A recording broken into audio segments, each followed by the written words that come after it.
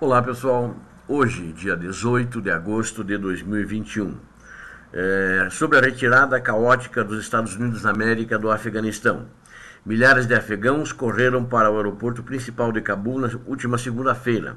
Alguns tão desesperados para escapar do Talibã que seguraram, ou melhor, tentaram segurar um jato militar enquanto ele decolava e mergulhava para a morte. Inscrevam-se no canal, deem seu like, compartilhem com suas redes sociais. Muito obrigado a vocês que estão assistindo a esse vídeo e que são inscritos no canal. Pelo menos 7 pessoas morreram no caos, disseram as autoridades americanas, quanto a guerra mais longa dos Estados Unidos. As multidões vieram enquanto o Talibã reforçava seu domínio sobre a capital de 5 milhões de pessoas, após um avanço relâmpago em todo o país que levou pouco mais de uma semana para destronar o governo local apoiado pelo Ocidente e principalmente pelos Estados Unidos. Não houve relatos importantes de abusos ou combates, mas muitos residentes ficaram em casa e ficaram com medo depois que o avanço dos insurgentes viu as prisões serem esvaziadas e os arsenais saqueados e dando anistia para todos os presos existentes no país. Em todo o país, o Comitê Internacional da Cruz Vermelha alertou que milhares foram feridos em combates. Em outros lugares, as forças de segurança e os políticos entregaram suas províncias e bases sem lutar, provavelmente acreditando que a experiência ocidental de 2 décadas para refazer o Afeganistão não sobreviveria ao insurgente Talibã. As últimas tropas americanas planejavam se retirar até o final do mês. O mundo está acompanhando os acontecimentos no Afeganistão com o coração pesado e profunda inquietação sobre o que está por vir, advertiu o secretário-geral das Nações Unidas, Antônio Guterres. Enquanto os militares americanos e outros continuavam com os voos de evacuação, os afegãos invadiram a pista do aeroporto internacional. Alguns subiram em aeronaves, outras inclusive, não só aquela das fotos que vocês estão vendo, na pista de taxiamento, enquanto outros ficaram pendurados precariamente em uma ponte de jato. Notem que 2 pessoas ficaram penduradas quando esse avião que vocês estão vendo no slide levantou voo, e quando já tinham uma certa altitude eles caíram e vieram a morrer essas 2 pessoas. E são 2 afegãos, né? As tropas dos Estados Unidos da América tomaram posições para proteger a pista ativa, mas a multidão passou por eles e seus veículos blindados. Tiros soaram, enquanto um Boeing C-17, que é esse que vocês viram, em onde caíram as pessoas, da Força Aérea dos Estados Unidos, tentava decolar. Um helicóptero fez voos baixos para a sua frente para tentar impedir as pessoas na pista, mas não adiantou nada. Vídeos mostraram um grupo de afegãos pendurado pouco antes da decolagem e vários caindo no ar, enquanto o avião ganhava altitude rapidamente sobre a cidade. Uma cena patética, uma cena monstruosa, sem dúvida nenhuma. Oficiais militares americanos que falaram sobre a condição de anonimato para discutir a operação em andamento disseram para a imprensa que o caos deixou 7 mortos, incluindo vários que caíram do voo.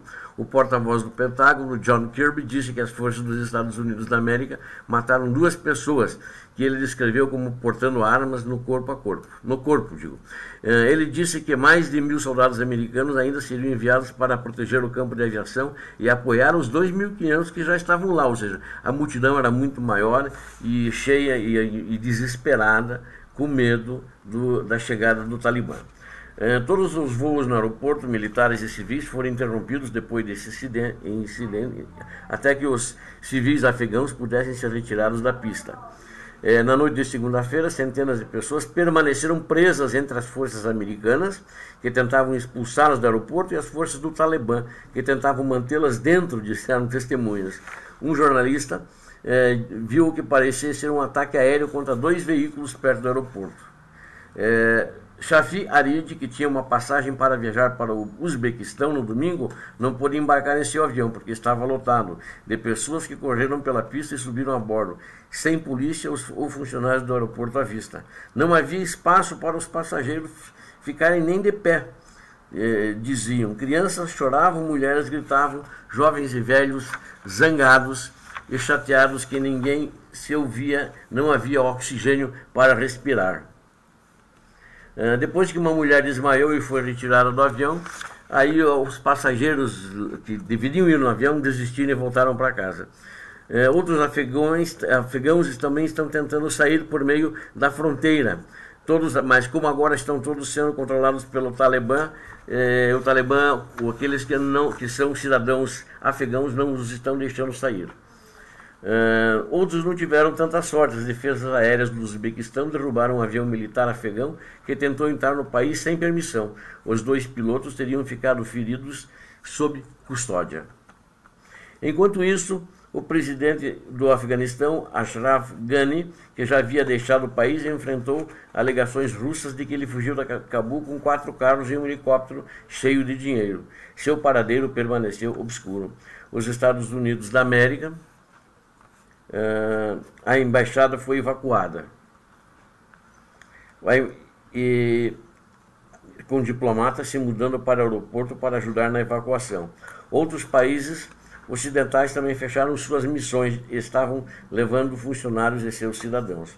Em entrevista com os Estados Unidos, nas redes de televisão, o conselheiro de segurança nacional americano, Jake Sullivan, culpou os militares afegãos pela rápida tomada de controle do Talibã, dizendo que faltava vontade de lutar, o que eu acho que não é verdade, né?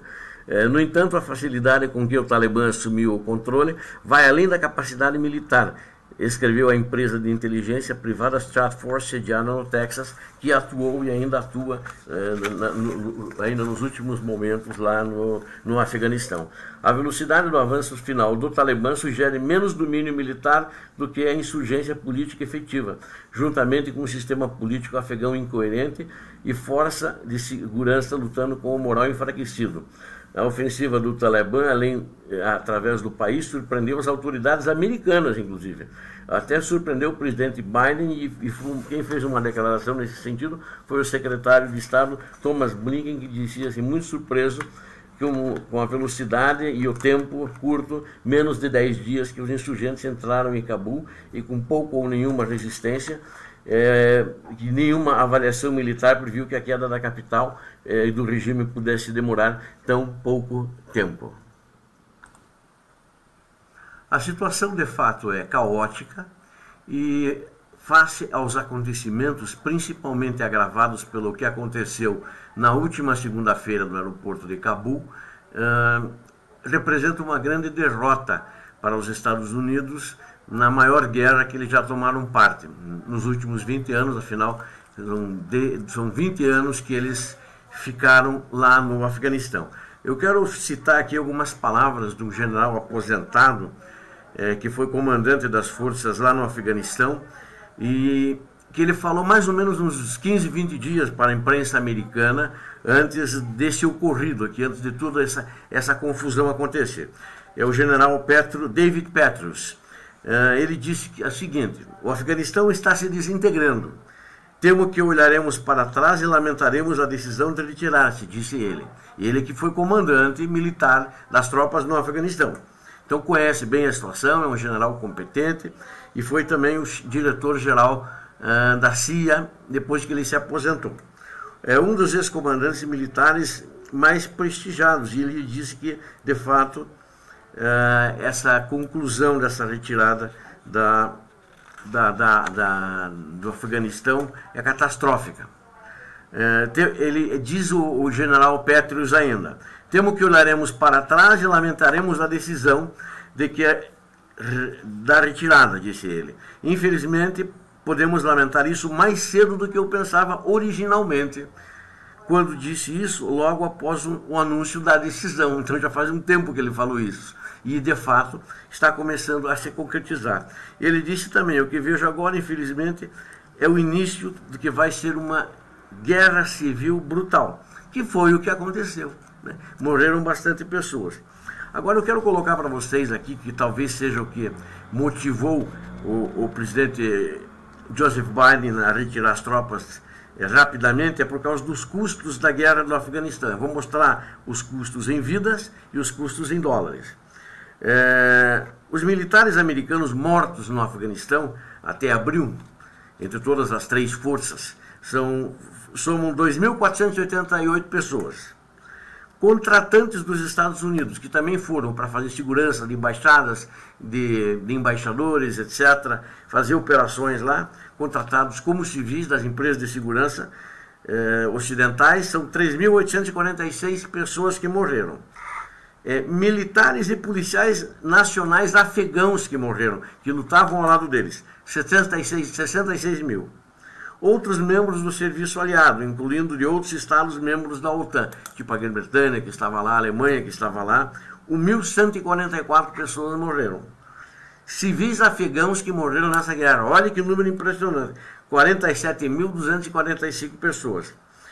Somente do Talibã, que lutavam contra eles, e outros combatentes da oposição, ou seja, outros grupos, né? 51.191. Trabalhadores humanitários, que foram com uma assistência humanitária, tipo Cruz Vermelha, etc., 444 pessoas. Jornalistas, morreram 72 jornalistas. Isso nesses 20 anos de guerra no Afeganistão. Agora, nota-se o seguinte, houve um ganho, né, que caiu o percentual da taxa de mortalidade infantil. Ele caiu drasticamente porque os Estados Unidos investiram nisso, junto com as autoridades locais, trazendo vacinas, trazendo medicamentos, então caiu bastante isso. Agora, uma coisa que acho que foi pouco, né? Eles derrubaram o governo talibã que estava lá e que procurava restringir as mulheres e meninas a ficarem em casa, né? E algumas poucas conseguiram o direito de trabalhar, né? E o Afeganistão, o Talibã restringia elas o acesso ao trabalho e o acesso à escola, né? Então 50 hoje que estão frequentando a escola, 50 jovens, 50 meninas, 50 adolescentes. E porcentagem de adolescentes afegãs, meninas, entre 13 a 17 anos, que sabem ler hoje, que sabem ler, que conseguem interpretar, não é apenas ler, por ler, entender as letras, mas ler, são 37 crianças. Muito pequeno ganho que houve, então, nessa questão humanitária, nessa questão de desenvolvimento do país, né? O montante estimado de custo direto da guerra do Afeganistão no Iraque, que os Estados Unidos financiaram, né, eles colocaram aqui no mesmo bolo, né, o Pentágono que dividiu esse número, 2 trilhões de dólares. E juros de 6,5 trilhões de dólares. Você veja, o negócio é uma guerra que foi feita, vamos dizer assim, com um cartão de crédito. Eles vão terminar de pagar essa guerra, ela está sendo financiada no ano de 2050. Então os custos são altíssimos disso, né? Sem dúvida. E há pouco eu disse que eles já anunciaram que vão sair do Iraque também. E os Estados Unidos gastaram muito também se pagando por assistência médica, invalidez, sepultamento e outros custos para veteranos de guerra do Afeganistão. Só isso, e para cerca de... E o Iraque, do Iraque também, todos esses anos, que custou aí 2 trilhões de dólares. Tudo isso está incluído nesses custos de 2 trilhões de dólares, digo. E o que ele custou isso em dinheiro, custou 4 para um número muito grande de pessoas. E esses custos vão atingir o pico em 2048, são quando vão ter o pico. Mas termina esse financiamento desse cartão guerra, né, cartão de crédito guerra, em 2050. Mas, terrível, acho que essa que foi a decisão, precisar investir em casa e muito dinheiro foi gasto e com pouco resultado. Eu acho que o grande erro aí foi que investiram pouco no país, ou talvez nada comparativamente, né? Eles investiram um pouco em ações humanitárias, em desenvolvimento social, em desenvolvimento humano. Aí acho que é o problema.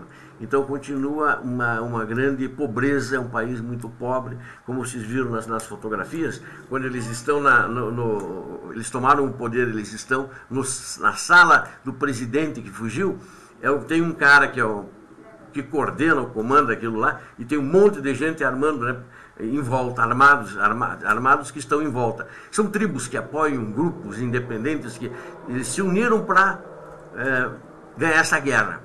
Não se sabe como que vai continuar a união deles.